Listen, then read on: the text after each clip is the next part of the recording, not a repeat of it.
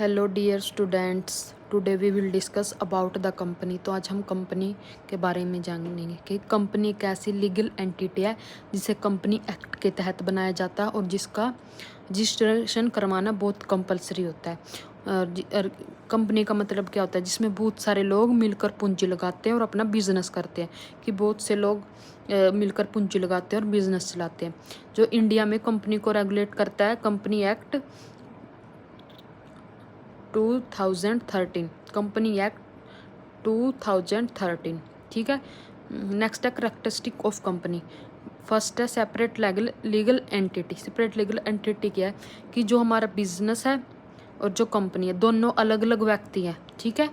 जो हमारा बिजनेसमैन है और कंपनी दोनों अलग अलग व्यक्ति है कानून की नज़रों में।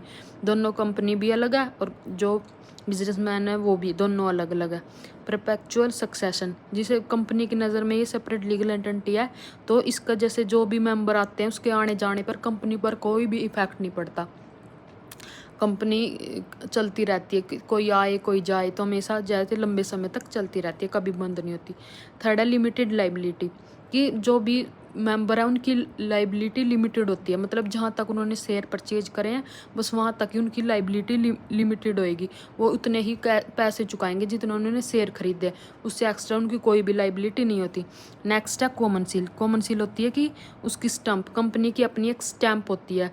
जो भी कुछ भी अगर उस कंपनी अपने नाम से ही कुछ भी एग्रीमेंट करती है तो उस पर वो अपनी कॉमन सील लगा देखती है। जैसे स्टैंप होती है कि कंपनी की भी अपनी एक स्टैंप होती है, कॉमन सील होती है कि अगर उसको एग्रीमेंट करना है तो अपने नाम से एग्रीमेंट कर सकती है।